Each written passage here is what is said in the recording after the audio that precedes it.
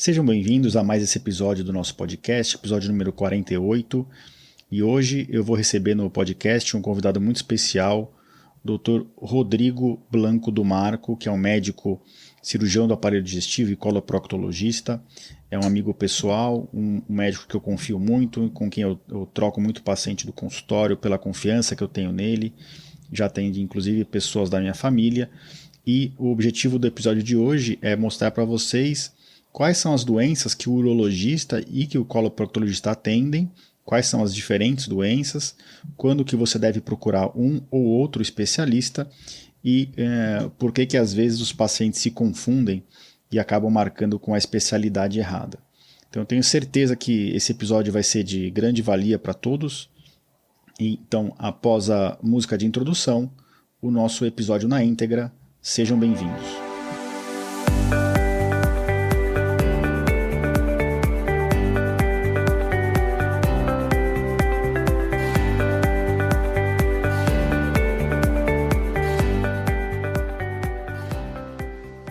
Bem-vindos ao podcast Conversa Aberta com o Urologista. Meu nome é Giovanni Marchini, sou médico urologista formado pela Faculdade de Medicina da USP e serei o anfitrião desse show.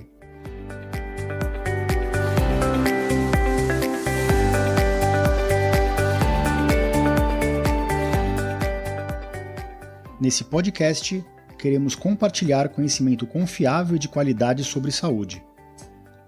Com um formato único e inovador, e sempre com o foco no paciente, nós vamos esclarecer as suas dúvidas, trazendo todos os ângulos das situações vivenciadas no dia a dia da urologia.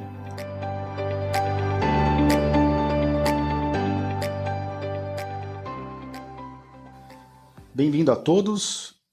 Estamos aqui para mais um episódio do nosso podcast, hoje com um convidado especial, Dr. Rodrigo Blanco do Marco, um amigo meu de faculdade, um pouco mais velho, trabalhei bastante com ele em equipe de cirurgia, e uma pessoa muito especial, um médico em quem eu confio muito, e são os médicos que eu trago aqui no podcast, são só pessoas que eu confio muito. Dr. Rodrigo é um médico formado pela Faculdade de Medicina da USP, fez residência em cirurgia geral e coloproctologia e cirurgia do aparelho digestivo também no HC, e agora está terminando o doutorado dele lá, que ele acabou de me confessar que ele defende em junho. Eu lembro quando fiz o meu, uma época sempre de grande ansiedade, de estresse. Doutor Rodrigo, seja bem-vindo ao nosso podcast. Boa noite, obrigado, Giovanni. É um prazer estar aqui contigo hoje aqui. Então eu fiz questão de trazer o Rodrigo. O Rodrigo, ele atende vários pacientes do meu consultório, me encaminha vários pacientes pela confiança que a gente tem um no outro. E às vezes a gente acaba encaminhando o paciente que marcou errado com o outro. Acho que não é a imensa minoria dos nossos encaminhamentos, mas foi um dos motivos que me trouxe a gravar esse episódio, Rodrigo, porque muitos pacientes confundem um pouco, inclusive alguns colegas, né, médicos, acabam confundindo um pouco. Então, eu trouxe aqui no podcast hoje algumas perguntas que os pacientes me fizeram nas redes sociais sobre as nossas áreas, e eu queria tentar traçar um comparativo, um paralelo sobre a cirurgia do aparelho digestivo, a coloproctologia, né, e a urologia. Então, antes de mais nada, eu queria que você explicasse para quem está ouvindo o que é a coloproctologia, né? Até eu estou falando coloproctologia aqui para ficar um tema mais amplo, em vez de só proctologia, mas o que um médico coloproctologista cuida? Qual que é a área de atuação dele? O coloproctologista, ele atua nas doenças do intestino grosso, né, o cólon, e o reto e ânus, né, que é aí a parte mais que se denomina proctologia. Então, são doenças funcionais, como síndrome intestinal irritável, alterações de hábito intestinal e intestino grosso. A gente atua bastante em neoplasia, em câncer de intestino grosso, né? Que é um dos cânceres mais frequentes, tanto em homem quanto mulher, faz parte aí um dos 3 cânceres mais frequentes, tanto em homem quanto mulher. E nas doenças do reto e do ânus, né? hemorroidas, doenças benignas, hemorroidas, fissura anal, fístula anal e também os tumores de reto e ânus. Tá ok. Então, acho que isso já responde às minhas primeiras perguntas. Então, quais são as patologias, né, as doenças, situações que são mais tratadas no consultório do cirurgião proctologista, do coloproctologista? De todas essas que você comentou, quais são as mais frequentes pelo seu dia a dia? Disparado, a afecção mais frequente é uma afecção benigna, que é a doença hemorroidária, né? Que é, acho que é a maior causa de desconforto anal e que os pacientes mais procuram o proctologista, né? Outra doença bastante frequente é a fissura anal,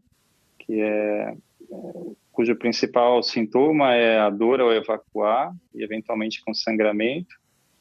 E, e, e por último, ainda bem, as doenças malignas, né? O câncer de intestino grosso, o câncer de reto e ânus. Tá ok. Então, só para traçar uma comparação, né, a urologia é a especialidade que cuida do trato geniturinario, tanto em homem quanto em mulheres, né?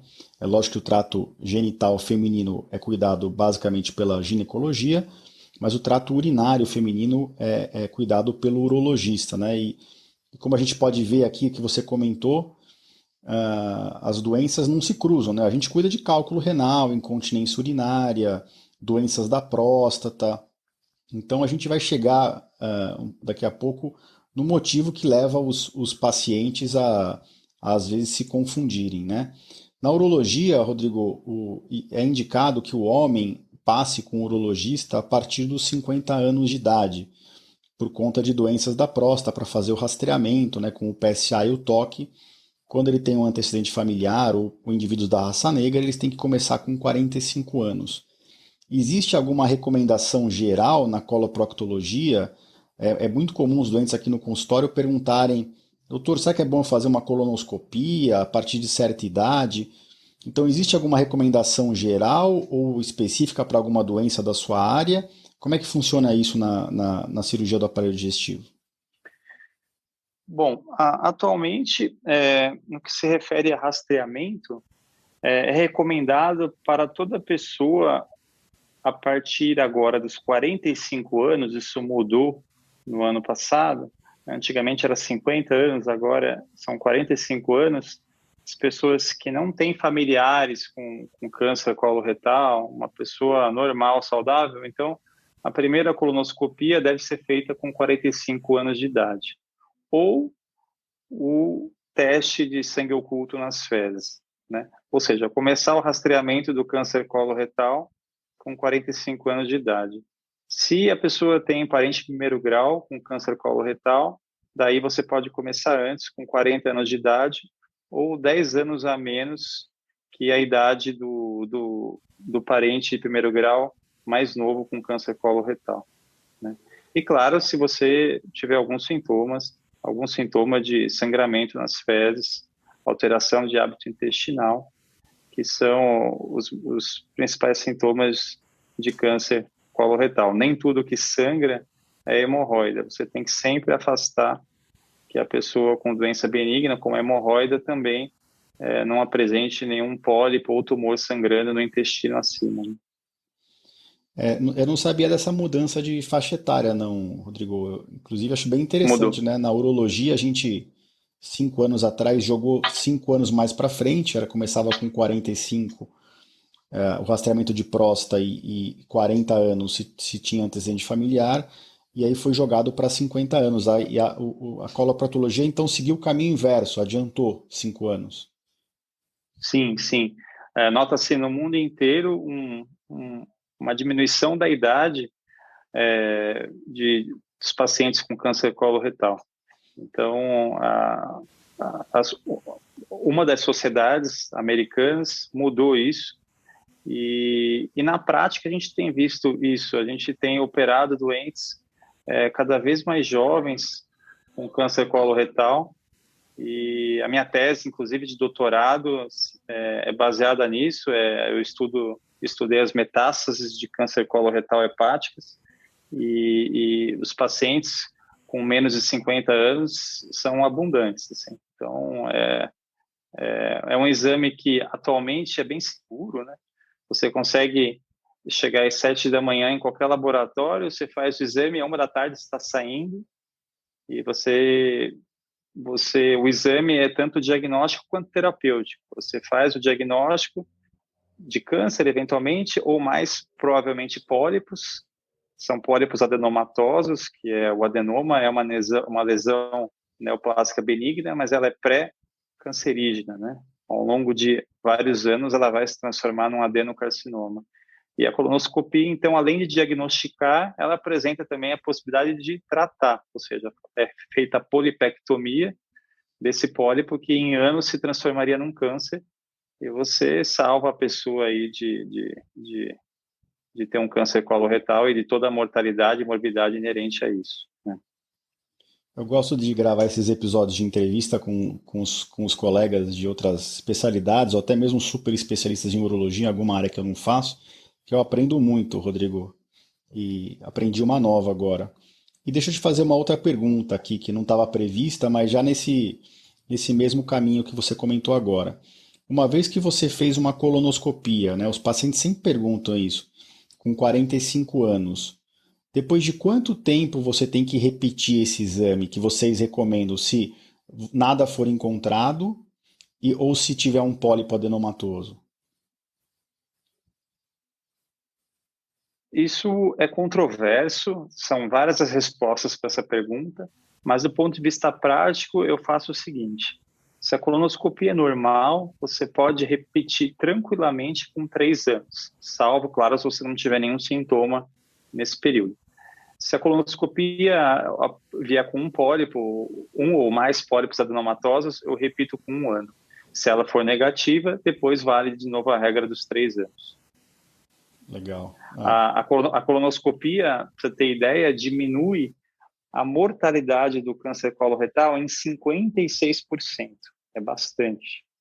Se você fizer o rastreamento do câncer coloretal, a partir dos 45 anos de idade, você tem uma diminuição de 56% da chance de morrer de câncer coloretal durante o resto da sua vida.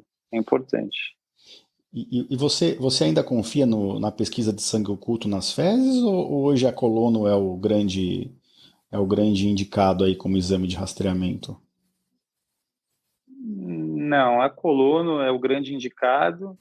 Isso, claro, se você fizer uma medicina que você não contempla aí o custo-benefício, né? Se você for pensar numa população como a do Brasil, em que a maior parte das pessoas não vão ter acesso à colonoscopia, daí você pode fazer o sangue oculto no posto de saúde, e os que vierem positivo, você vai fazer a retossigmoidoscopia ou colonoscopia.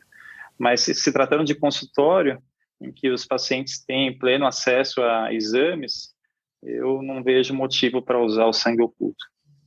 Perfeito, perfeito.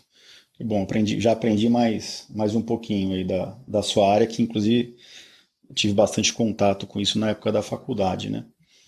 Então, enquanto na proctologia vocês abrem mão de um exame de colonoscopia, na urologia a gente faz o toque e o exame de sangue que a gente chama de PSA, né? É importante dizer que, só mais um adendo que eu esqueci de falar, é importante dizer que não basta só fazer a colonoscopia. A colonoscopia é importante, mas o exame proctológico é vital, porque a colonoscopia não se presta ao exame do ânus e do finalzinho do reto, né? Tem um caso aí icônico de uma apresentadora de TV de 15 anos atrás, que fez uma colonoscopia, estava normal, e ela tinha câncer do ânus, e o colonoscopista não fez o diagnóstico porque o exame não é para isso mesmo. Então, o rastreamento, ele é feito com a colonoscopia e o exame proctológico no consultório, né? E eles se complementam, né? Eles se complementam, exatamente. Não adianta só fazer a colonoscopia, você vai fazer o rastreamento de todo o intestino grosso e quase todo o reto, mas o ânus e o final do reto não vai ser examinado pela colonoscopia. Se eventualmente tiver um adenocarcinoma de reto distal ou um tumor de ânus, de canal anal, daí só o exame proctológico vai fazer esse diagnóstico. Tá ótimo. Rodrigo, quais são os sintomas que devem levar uma pessoa, aí, agora não falando especificamente do câncer, lógico que incluindo o câncer de intestino, de reto, de cólon, mas quais são os sintomas que você acha que devem sempre levar uma pessoa a procurar um proctologista, de preferência sem demora, né? Sintomas que a gente chama. Quais são os sintomas que costumam levar a pessoa a procurar, por exemplo, um abaulamento anal, uma doença hemorroidária, e quais são os sintomas que você vê de algumas doenças mais sérias que as pessoas não deveriam demorar para procurar o consultório de vocês?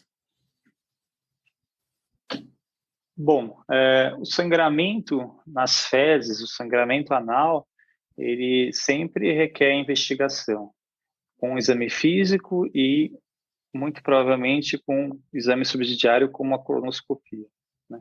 A alteração do hábito intestinal, uma pessoa que sempre teve o hábito intestinal regulado direitinho e de repente começa a ter episódios de diarreia e alterna com obstipação, também é outro sinal de alarme para neoplasia, para câncer, né? E e abaulamento na região anal, um caroço, ou dor ao evacuar, também são outros sinais e sintomas importantes. A anemia também de causa desconhecida, uma anemia crônica e emagrecimento a esclarecer, também é, é importante afastar a neoplasia de colo direito. E às vezes a pessoa não nota sangramento nas fezes porque é muito proximal, né? Muito longe do ânus, o cólon direito. Então ela vai ter fezes em boa de café, um sangramento crônico de baixa intensidade e emagrecimento. Isso também precisa ser consultado um cirurgião do aparelho digestivo ou coloproctologista, né? Então, são aí as principais situações, eu creio que eu falei a maior parte. Eu acho importante a gente frisar isso, porque ainda mais a gente está vivendo essa pandemia do coronavírus, né? Não sei se na área de vocês você tem a mesma impressão que eu tenho na minha, mas as pessoas estão demorando muito mais para procurar o auxílio médico, tanto em consulta quanto em pronto-socorro, principalmente em pronto-socorro.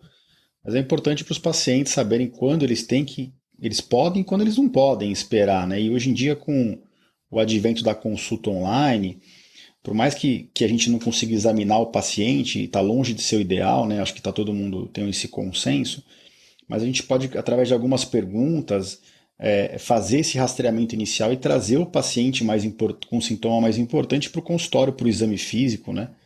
Para não ficar esperando. Você teve casos no consultório, chegou a entrar em cirurgias de pacientes que infelizmente demoraram no diagnóstico?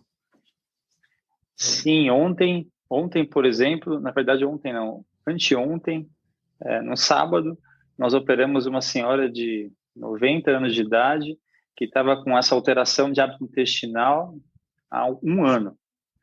E uma anemia crônica que o clínico investigava e ninguém pediu para ela uma colonoscopia. E agora ela fez a colonoscopia e tinha um tumor de cólon direito enorme, já com metástase hepática, ou seja, ela poderia ter sido feito o diagnóstico há um ano e ela, com medo do Covid, não fez os exames, demorou a procurar um médico, o clínico demorou a encaminhar, enfim, uma sucessão de, de, de, de, de, de erros aí por conta do Covid e ela acabou agora tendo que ser operada em pandemia vigente da mesma forma, só que com um tumor muito mais avançado e as chances de cura tendendo a zero aí, infelizmente. Infelizmente a gente tem visto isso com frequência, né? Às vezes até o clínico, o geriatra até pedem o exame, mas o paciente com o próprio medo de também de fazer a colonoscopia não vai no hospital, não procura o laboratório e acaba não fazendo. Eu entrei numa cirurgia semana passada, na quinta-feira, em que a equipe da cirurgia me chamou no dia anterior e falou: olha, amanhã a gente vai operar um caso de um tumor de intestino grosso também, mas era cólon sigmoide, e era um cólon sigmoide mais baixo, quase no reto ali já, e o tumor estava tão grande que ele estava abaulando os ureteres, os canais que ligam o rim na bexiga, e de um dos lados estava com o rim bem dilatado. Então eu tive que passar um catéter ali para drenar esse rim e eles continuaram a cirurgia, até conseguiram fazer a remoção do tumor, mas esse paciente tinha uma lesão suspeita no fígado que foi feito biópsia, está esperando análise também. Então a gente tem visto com bastante frequência e é por isso também a importância aqui desse episódio, não só para comparar as duas especialidades, mas para lembrar a todos que tem coisas que não podem esperar, não importa a pandemia, tem que ir atrás de uma investigação diagnóstica, porque isso pode mudar, que nem você disse, o estadiamento de uma doença, o quanto a doença está espalhada ou não no corpo, e muda todo o tratamento e a chance daquela pessoa ficar livre daquela doença, né?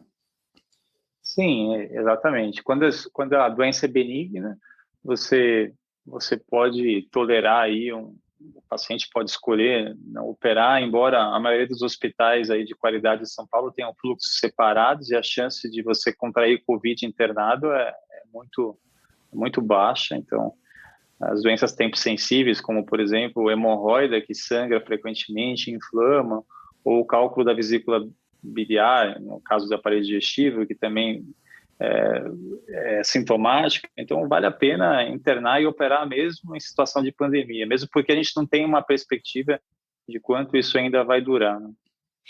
Exatamente. Quando o paciente perguntar, os hospitais estão seguros, estão cheios? Eu falo, olha, a maioria tá, tem bastante gente internada, mas os protocolos do Covid estão bem estabelecidos. Eu até já fiz um episódio aqui do podcast sobre isso, para falando como é que estão os fluxos. E eu não conheço quase ninguém que pegou Covid internado. Já em confraternização, familiar, em casa, tem Exato, uma é. lista extensa, viu? Então, você vê pneumologistas que estão trabalhando com Covid no Sírio, uma que é super bacana, famosa entre a gente, que atende 30, 40 doentes por dia e não pegou Covid até hoje, porque ela se protege. No hospital, a gente está sempre de máscara, usa álcool, lava as mãos. Não é assim que se pega o Covid, né? Você pega Covid numa mesa conversando com outras pessoas e você baixa a guarda, tira a máscara e aí você acaba contraindo o Covid.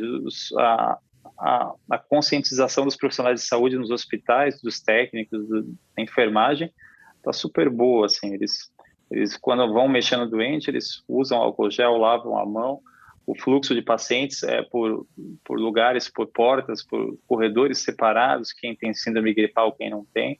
Eu acho que está bem seguro aí, pelo menos nos principais hospitais de São Paulo que a gente atua aí, eu não tive nenhum caso aí que eu soube de paciente que pegou Covid internado por outro motivo, e a gente tem cada vez mais operando pacientes frágeis, idosos com câncer avançado por conta disso que a gente acabou de falar, e todos, graças a Deus, estão indo super bem.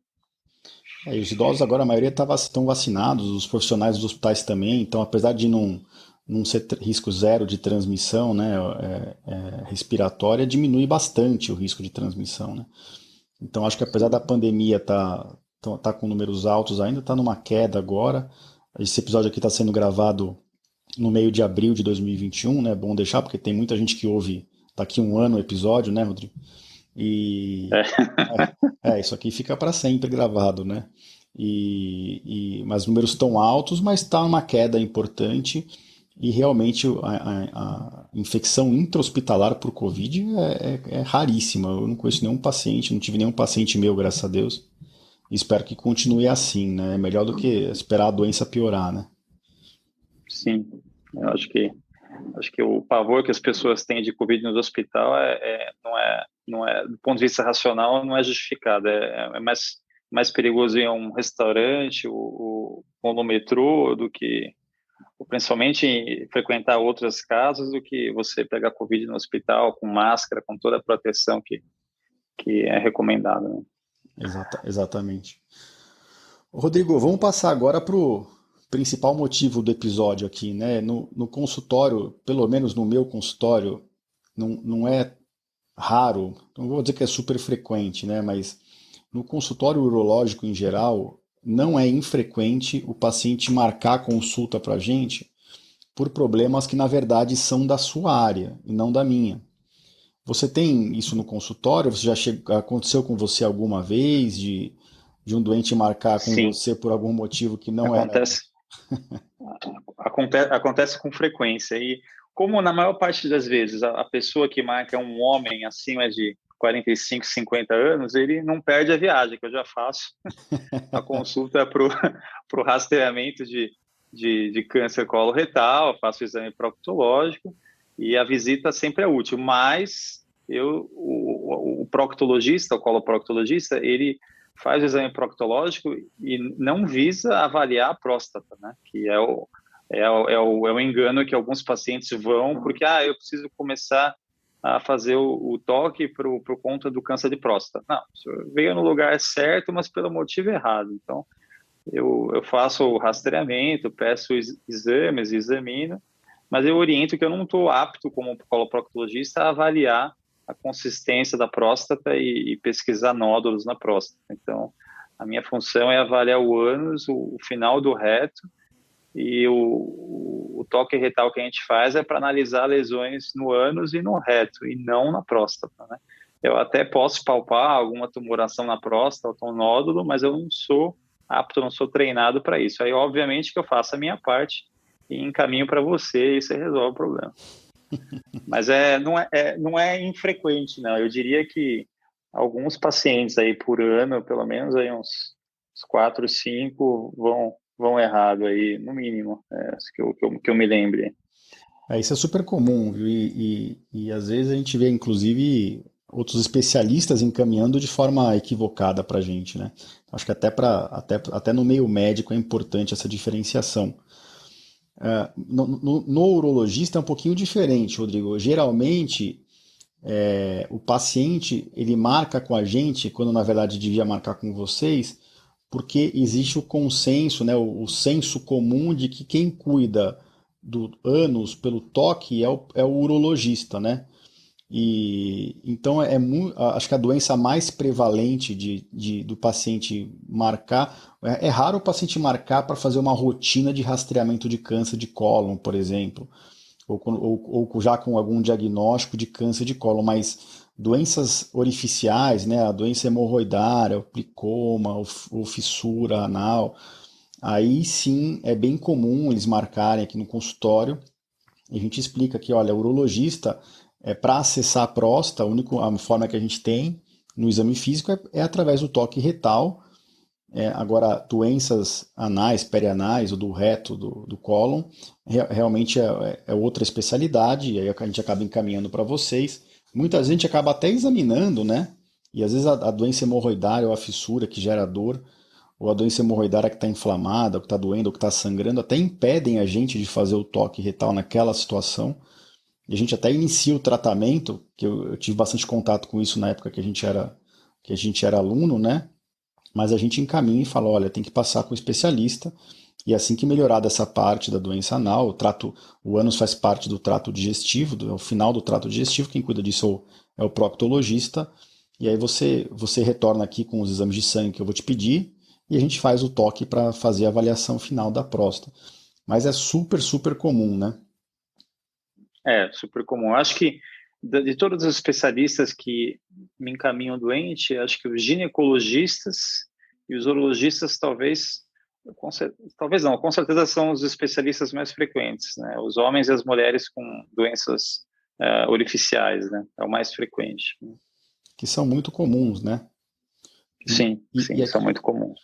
e aquilo que você falou, acho que é bom deixar essa mensagem aqui. O paciente que tem um mamilo hemorroidário, um abalamento anal ali amolecido, que ele tem praticamente certeza que é uma hemorroida, mas que está sangrando, ele pode tratar e abrir mão de fazer o rastreamento, mesmo que seja fora da faixa etária indicada, ou você sempre indica fazer a colonoscopia por segurança do paciente?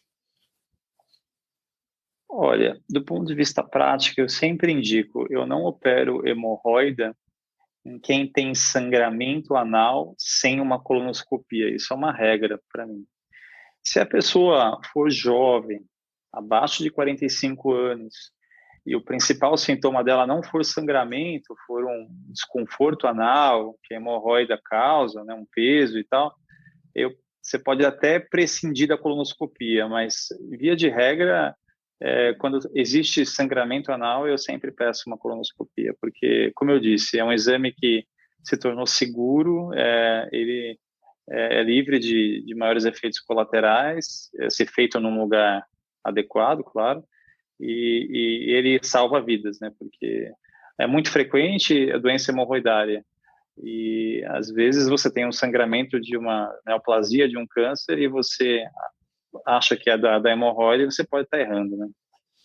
Legal. Eu acho essa é uma mensagem bem importante. Então, teve sangramento anal, ah, se tiver qualquer outro fator, ou mesmo a suspeita, ou mesmo por segurança do paciente, né?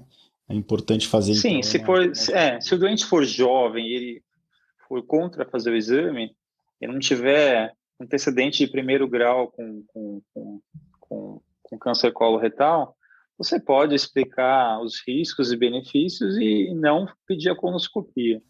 Mas eu acho que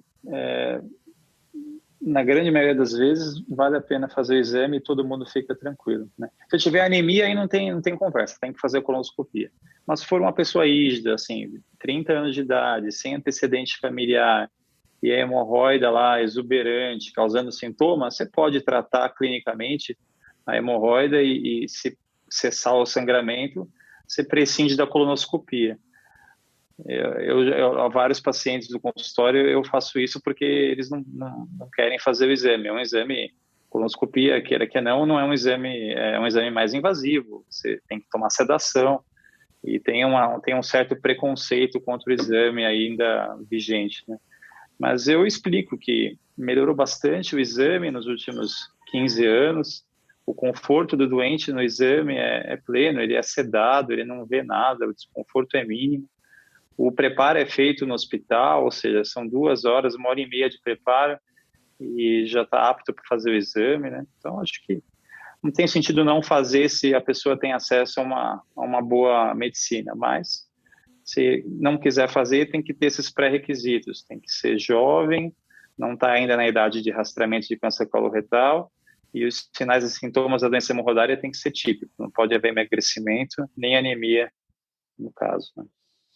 Acho que o preconceito com a coluna ainda é menor do que com o urologista, viu?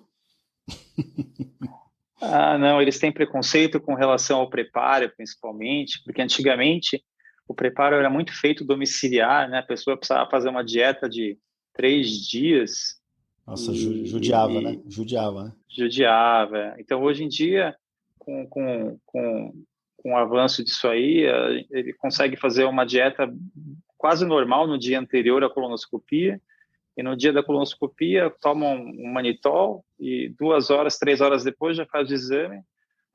Leva meio dia para fazer o exame e consegue até trabalhar à tarde, porque os sedativos também aumentaram, melhoraram, né? Hoje em dia usa-se Propofol, que não deixa aquela ressaca, a pessoa consegue sair do exame e trabalhar no escritório à tarde numa boa, entendeu? Então, acho que não se justifica, né? Acho que para viver mais e bem tem que abrir mão de alguns preconceitos aí e fazer o rastreamento dessa doença, que é uma doença evitável. A maior parte dos cânceres coloretais são evitáveis porque são esporádicos e a maior parte dos tumores precedem de um adenoma, de um pólipo, né? Então você faz a colonoscopia, diagnostica o pólipo, retira o pólipo, você resolveu o problema. Seria uma prevenção primária mesmo, né? Sim, sim. É uma coisa que não tem sentido não fazer hoje em dia, né? Acho que se você tiver acesso à medicina de boa qualidade, estiver disponível a colonoscopia, você tem que fazer, não tem conversa. Você com 60, 70 anos, você vai... O desenvolvimento de adenoma, adenocarcinoma, essa sequência leva 5, 10 anos para um pólipo se desenvolver. Então, você tem chance de, em 2 colonoscopias, pegar um pólipo, por exemplo, que iria se transformar num câncer, né? Então, não tem sentido, né? Você trocar a morbidade, o desconforto de um exame por um câncer coloretal que dá metástase no fígado, no pulmão, que mata. É complicado. Muito bom, Rodrigo. Putz, acho que a gente cobriu tudo que a gente tinha planejado aqui, foi bem valioso aqui o episódio. Acho que as pessoas que ouvem nosso podcast vão aproveitar bastante. Vou indicar para inclusive outros públicos que não seguem só a parte de urologia.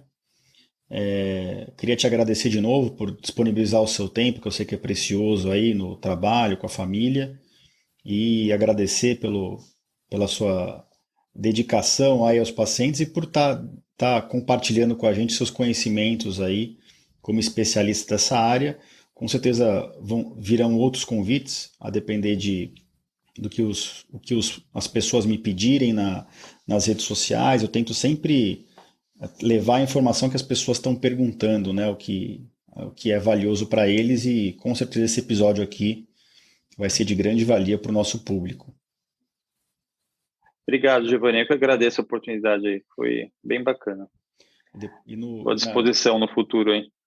Legal. E nas notas do episódio, depois, no meu site, eu vou deixar também um link para o seu contato, tudo. Quem quiser tirar dúvidas, quem quiser agendar uma avaliação, aí também fica o link dentro do meu site. Todos os episódios ficam embutidos lá, e lá eu deixo o conteúdo completo aí para as pessoas. Tem algum lugar mais fácil para eles te acharem, ou é pelo telefone do consultório? Acho que pelo telefone do consultório é o mais fácil. Então eu tenho um Instagram também. Se você digitar lá Rodrigo do Marco, cai no meu Instagram de médico, e tem lá o endereço do consultório e o telefone também. Legal. Então no meu site eu vou deixar todos esses contatos, esses links para as pessoas te acharem aí e agendarem uma avaliação, se necessário, ou tirar algumas dúvidas. Bom, eu queria agradecer de novo, Rodrigo. Obrigado aí por você disponibilizar seu tempo nesse final de dia aí. Espero que as pessoas aproveitem. E o tempo está meio contado aqui, mas acho que foi bem gostoso fazer esse bate-papo aí. Legal. Obrigado, Giovanni. Um abraço. Muito bom, pessoal. Esse foi o nosso episódio 48, falando um pouquinho de coloproctologia. Como eu disse no episódio, é bem frequente os pacientes perguntarem se o aumento da próstata pode gerar algum sintoma, como desses que ele falou, de sangramento no intestino, da obstipação, alguma alteração no padrão intestinal, e isso não acontece em problemas da próstata.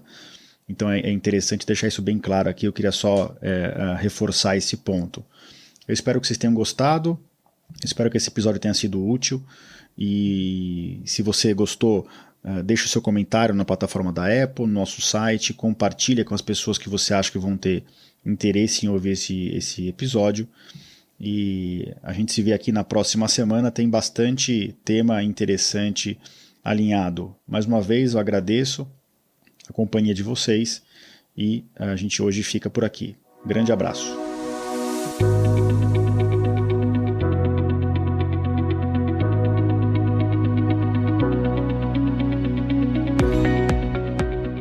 Você ouviu a mais um episódio do podcast Conversa Aberta com o Urologista.